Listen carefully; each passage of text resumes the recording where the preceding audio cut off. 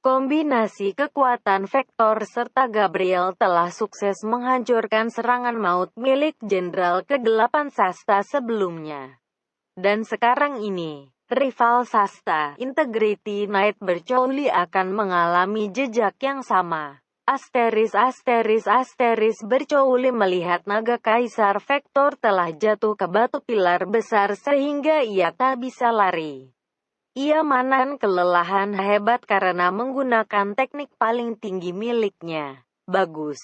Tolong terbang sedikit lagi, Hoshigami, Amayori Takiguri. Saat ia menyelesaikan kalimatnya, ketiga naga dengan sekuat tenaga mengepakkan sayap mereka. Selama musuh tetap berada di sana bahkan jarak 10 kilo akan bisa dikejar dengan singkat.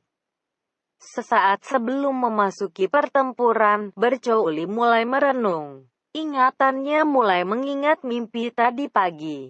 Apakah kau pernah merasakan tanda-tanda kematian?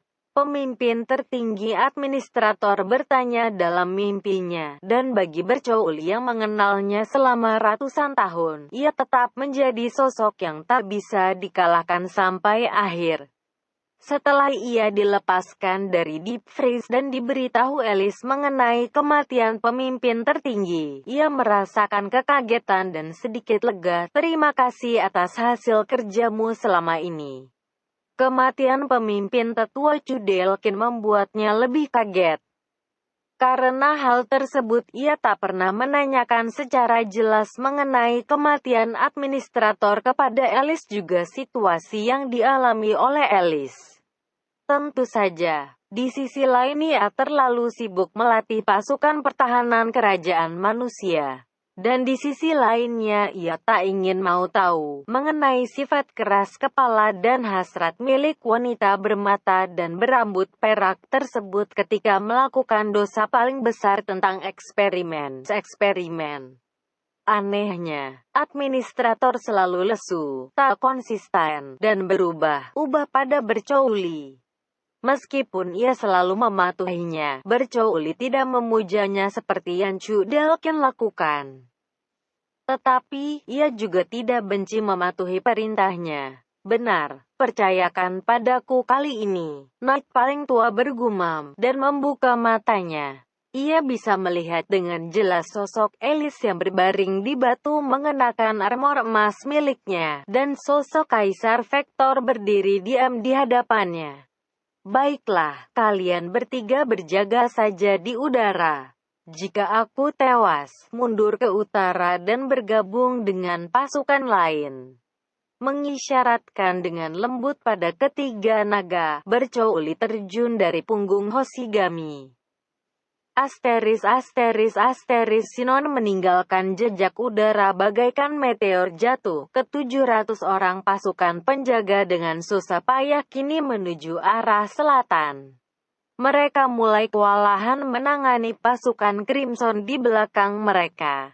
Tetapi baik penjaga maupun kuda tak akan bisa berlari terus seperti ini. Asuna berdiri di atas atap kereta Kirito, Tieze, dan Ronye, berdoa sambil menatap arah selatan. Setelah sekitar 20 menit penjelasan Sinon, pemandangan reruntuhan kastil raksasa mulai tampak. Tak ada tanda-tanda manusia, demi humans maupun binatang raksasa lainnya. Hanya ada bebatuan yang diam di tanah. Di depan jalan lurus ini ada dua kuil datar. Tingginya sekitar 20 mil, dan lebarnya 300 mil. Kuil ini mungkin bisa dijadikan garis pertahanan agar musuh tidak mengepung mereka. Di antara kedua kuil tersebut jalanan masih berlanjut ke arah selatan. Pemandangan ini memberikan kesan seperti roti lapis, karena selain ada di tengah-tengah, juga ada patung besar di kedua sisi. Itu bukanlah patung Buddha, juga bukan patung khas negeri barat. Sejujurnya, patung tersebut seperti sosok persegi yang ada di reruntuhan Amerika Selatan. Semuanya dipahat dengan mata bulat dan mulut besar, dan tangan mereka disilangkan di depan dada. Apakah patung tersebut didesain oleh teknisi RATH ketika Underworld diciptakan? Ataukah diciptakan secara otomatis menggunakan paket program Desit? Ataukah patung tersebut dipahat dari gunung batu oleh penduduk tanah kegelapan? Seperti tanda makam bagi yang telah tewas, Asuna menarik nafas, menyingkirkan pikiran tersebut. Ia berteriak pada Night Rendri yang sedang memimpin pasukan sambil menunggang naga. Ayo kita serang musuh di dekat jalan sana. Jawaban, mengerti, terdengar. Beberapa menit kemudian, penjaga mulai membentuk formasi di antara kedua kuil. Patung seperti mamut ada di kedua sisi, seolah menatap mereka. Tapal kuda dan sepatu penjaga bergetar mengisi jalanan kering ini. Rendri memandu mereka, suaranya memotong udara dingin. Baiklah, penjaga, bagi posisi. Biarkan kereta barang dan tim persediaan lewat. Para penjaga kini terbagi menjadi 2, kemudian 8 kereta barang melewati mereka, diikuti dengan tim persediaan yang kebanyakan para estetik. Setelah sampai di bagian belakang, mereka berhenti. Angin kencang bertiup dari pintu masuk raksasa di jalan sana. Rambut Asuna tertiup. Sungguh senyap. Pemain Amerika yang mengejar mereka mulai kelihatan. Debu beserta getaran mulai terasa. Asuna melompat dari kereta barang dan berkata pada gadis-gadis yang menonjolkan kepala mereka ke atas atap, ini pertempuran terakhir. Aku akan menyerahkan Kirito-kun pada kalian. Ya, serahkan pada kami. Asuna sama. Kami akan melindunginya. Bahkan jika harus bertaruh nyawa. Ketika Tieze, Ronya dan Sortilina meletakkan tinju ke depan dada mereka, Asuna melakukan hal yang sama dan tersenyum lelah. Istirahatlah. Aku tak akan membiarkan musuh sampai ke tempat ini. Kata-kata tersebut seperti sebuah janji pada dirinya sendiri. Asuna melambaikan tangan dan berbalik arah dengan segala keputusan. Rendri kini masih ada di depan pasukan penjaga, mengatur mereka. Jalanan ini luasnya sekitar 20 mil. Meskipun cukup sempit untuk dijaga, menjaga jalan ini sambil formasi saling bergantian mungkin saja. Hal paling penting adalah mencegah angka kematian sebesar mungkin ketika melawan 10,000 musuh lebih, karena regu ascetik juga melakukan penyembuhan dari belakang. Untungnya, di antara pasukan Crimson tak ada pengguna art. Meskipun sepertinya para pemain tersebut tak menemukan cara untuk mengaktifkan sistem command yang cukup rumit di Underworld dalam waktu singkat. Situasi ini sepertinya sebuah keajaiban. Jika situasi ini mungkin berubah, aku akan membunuh seluruh pasukan seorang diri. Asuna mengambil nafas dalam dan berkonsentrasi. Memikirkan jumlah live milik Stasia dan prioritas equipment miliknya. Ia tak akan kalah karena kerusakan berdasarkan angka. Masalahnya adalah apakah ia mampu menahan rasa sakit. Ketika ia menerima luka di jantung, tubuh virtualnya ini akan terluka. Dan bahkan jika ia memaksa, ia mungkin akan jatuh dalam kondisi di mana ia tak akan bisa menggenggam pedang. Asuna memejamkan mata, memikirkan Kirito yang masih terluka. Ia membayangkan luka dan duka yang ia alami. Ketika Asuna sudah ada di garis depan, rasa takut lenyap dari dirinya. Pertempuran besar ini adalah yang terakhir, diterangi cahaya matahari siang hari. Sekitar 20 pemain Amerika yang mengenakan armor berat kini maju ke reruntuhan. Mencari darah dan teriakan yang dijanjikan pengumuman dalam website. Namun apa yang menunggu mereka bukanlah NPC yang didesain untuk hiburan semata. Tetapi para pejuang yang berkeinginan untuk menyelamatkan dunia dan menolong teman mereka si Integrity Knight Emas. Meskipun terluka parah, pedang mereka masih memancarkan cahaya keinginan untuk menahan senjata musuh dan menghancurkan armor musuh. Sesosok manusia menatap ke bawah dari ketinggian, di atas pasukan Crimson yang telah dihancurkan. Mengenakan pakaian yang tidak memantulkan cahaya armor, seperti jaket sepeda motor besar. Jaket tersebut ditutupi dengan paku-paku keperakan. Senjata yang ia gunakan hanyalah pisau pemotong daging besar yang menggantung di pinggang kirinya. Wajahnya tertutup. Tubuhnya dibungkus pakaian kulit hitam seperti jas hujan, hingga menutupi ke mulutnya. Bibirnya tersenyum kejam. Dia adalah Vasago Casals. Setelah dive sekali lagi ke dalam underworld dan berhasil menghindari serangan laser milik Sinon, ia kini menyamar di antara pasukan Amerika yang mengejar pasukan penjaga kerajaan manusia. Akan tetapi, ia tidak ikut dalam serangan awal, malahan ia memanjat dinding kuil bagian timur. Dari atas kepala sebuah patung ia bisa mengamati jalannya peperangan. Ia memutuskan untuk menikmati hiburan menarik ini. Kekek, bajingan itu selalu terburu-buru seperti biasanya ketika marah. Ia membunuh banyak orang. Ia bergumam dengan tawa kesenangan. Persis seperti dalam ingatan masa lalu Vasago, gadis berarmor mutiara dengan rambut coklat, Asuna, The Flash, kini mulai mengangkat gagang rapier miliknya yang mulai bercahaya. Dahulu, Vasago juga dalam posisi yang sama, menonton pertempuran Asuna dari kejauhan. Ia telah bersumpah pada dirinya sendiri, "Aku akan menghabisimu sebelum dunia ini berakhir." Bersama dengan seorang swordsman berpakaian hitam yang juga bertarung lebih ganas di sampingnya. Ketika ia meloncat dari punggung naga, Bercouli masih berada sekitar 200 mil di atas tanah. Jika ia meloncat langsung seperti itu, ia tak akan bisa menahan benturan yang akan terjadi. Tetapi ia seolah menuruni sebuah tangga, tak kasat mata Komandan Knight turun dengan gerakan melingkar. Setiap langkah yang ia jejaki, sebenarnya ia menciptakan wind elemen di bawah kakinya sebagai batu loncatan. Dengan begitu ia bisa mengurangi daya benturan. Mengontrol elemen dengan kedua kakinya sebenarnya adalah teknik milik pemimpin tetua Chudeokin yang ia curi beberapa puluh tahun lalu.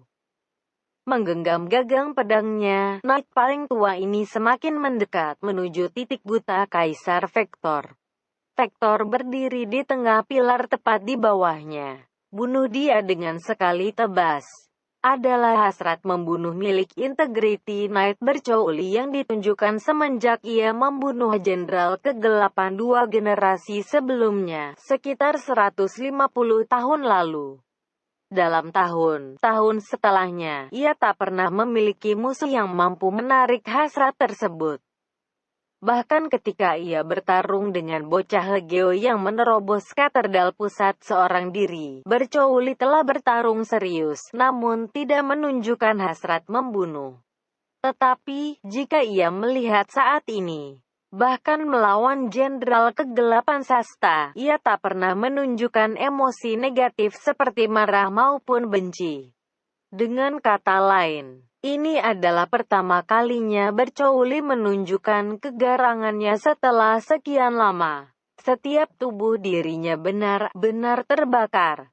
Terlebih lagi bukan saja karena telah menculik Alice.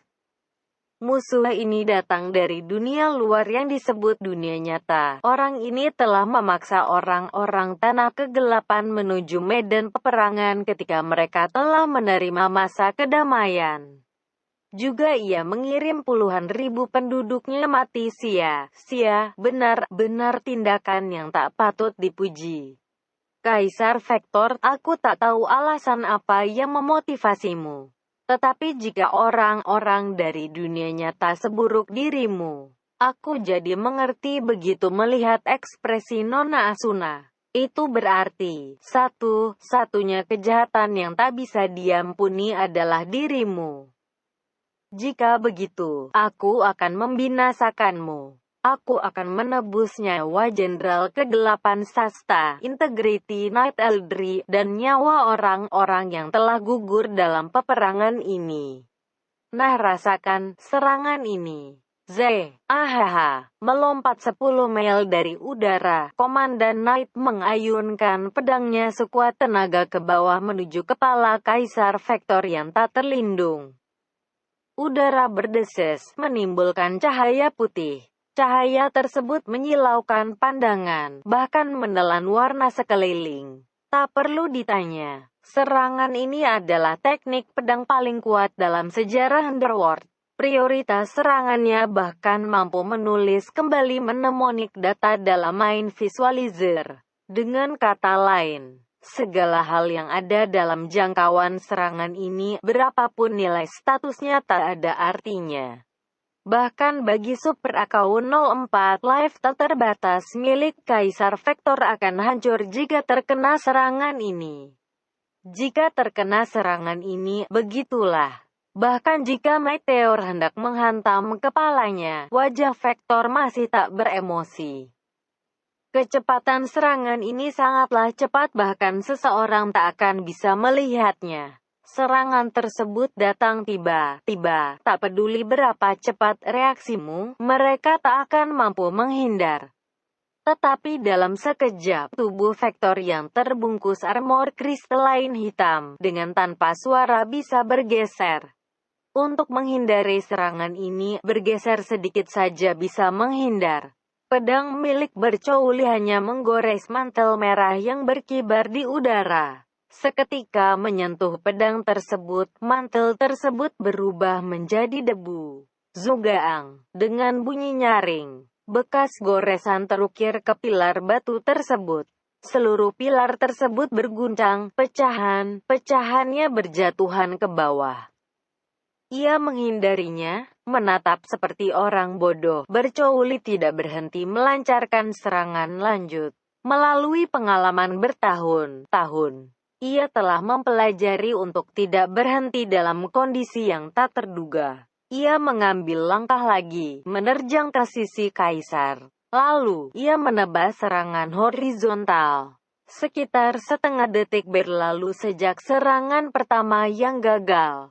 Namun, Vektor bisa menghindar serangan ini. Tubuhnya seperti asap hitam yang tertiup angin, sulit dicapai tanpa persiapan. Ujung pedang miliknya menggores permukaan armor. Percikan bunga api tercipta.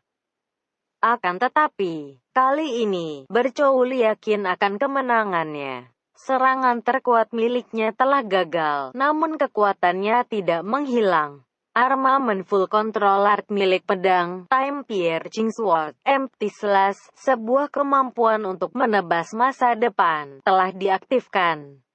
Serangan ini adalah teknik yang akan meninggalkan tebasan pada siapapun yang berada pada arah tebasan, membunuh siapa saja yang menyentuh langsung pedang tersebut. Teknik ini membuat Geo kesulitan waktu berada dalam katedral. Punggung Kaisar condong ke depan di mana 3 tebasan tak terdeteksi. Serangan pertama mengenai rambut perak miliknya. Mahkota di atas kepalanya hancur dengan bunyi khas logam. Tangan Vektor terangkat ke atas seolah meminta ampun. Bercouli bisa merasakannya. Seketika, tubuh memiliknya pasti akan putus menjadi 2. Selap, sebuah bunyi terdengar. Sumbernya adalah tangan milik Kaisar yang mengepal di atas kepala belakang miliknya. Ia menghentikan Empty Slash dengan tangan kosong.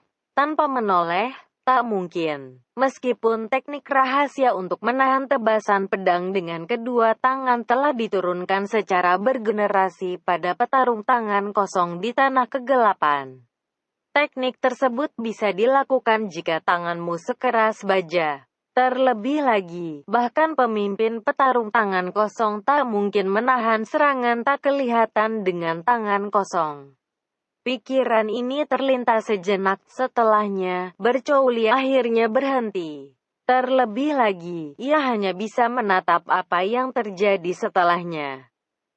Tebasan yang tertinggal di udara dihisap oleh tangan Kaisar. Pada saat yang sama, mata biru kaisar menjadi warna hitam pekat. Di bagian terdalam kegelapan tersebut, banyak cahaya bisa terlihat. Apakah itu bintang? Bintang? Bukan. Itu jiwa. Jiwa yang telah ia hisap dan dikurung ada di sana. Jiwa Jenderal Kegelapan Sasta dan pendamping perempuannya kemungkinan juga ada di sana. Petik 2. Bangsat, kau bisa menghisap incarnation milik orang lain. Pada gumaman bercouli, Vektor perlahan menurunkan tangannya yang kini telah menelan tebasan seluruhnya, lalu berkata pelan. Sini, aku paham, pikiran dan jiwa. Suaranya membuat tulang bergetar, seolah bisa menelan apapun. Dan sumber suara tersebut adalah bibir kecil yang kini sedang tersenyum. Pikiranmu seperti anggur tua yang nikmat, kental dan kaya rasa, dengan rasa yang berat di awal. Meskipun bukan kesukaanku, pikiranmu cukup nikmat disajikan sebelum aku menikmati main kourse. Tangan pucat kaisar kini menggenggam ujung pedang panjang yang ada di pinggangnya. Pedang tipis yang perlahan ia tarik dari sarung pedangnya berwarna violet, mengayunkan pelan ke bawah. Kaisar Vektor tersenyum sekali lagi. Nah, izinkan aku menikmati lebih banyak. Akhirnya pedang besar berhasil menggores lengan kiri Asuna. Rasa sakit terasa, seperti luka yang tersiram air panas. Ini bukan apa-apa. Ia berpikir cepat. Luka kecil di lengannya seketika langsung menghilang. Kemudian, dengan kilatan terang, pedang miliknya berhasil menusuk dada penyerang sebanyak 4 kali. Wajah si pria menyusut, kemudian tertunduk ke tanah. Asuna telah lupa berapa banyak yang telah ia bunuh. Pada saat yang sama, ia juga tak menghitung berapa banyak waktu yang telah berlalu sejak dimulainya pertempuran di reruntuhan ini. Ia hanya yakin jika jumlah pasukan Crimson yang menerjang terus-menerus masih sangat banyak. Tebasan rapier seperti ini tak akan cukup. Di Aincrad lama, pertempuran melawan Bolos selama 3 atau 4 jam adalah hal yang wajar. Asuna menyemangati dirinya, melewati tubuh tak bernyawa para penjaga, lalu menghadapi musuh baru yang menggunakan kapak perang. Keseimbangan musuh goyah karena serangannya. Asuna langsung menyerang jantung sambil tengok kanan-kiri. Lokasi Asuna bertempur sekarang ini adalah di tengah jalanan, di sisi kanannya. Integrity Knight Rendry masih terus melempar 2 pisau lempar dengan tenaga dan akurasi yang konstan. Ia tampak baik-baik saja. Masalahnya ada di sisi kiri yang dipimpin oleh Sortilina. Penjaga yang ditempatkan di sana sangat jelas terlihat jika garis depan miliknya mulai terdorong ke belakang.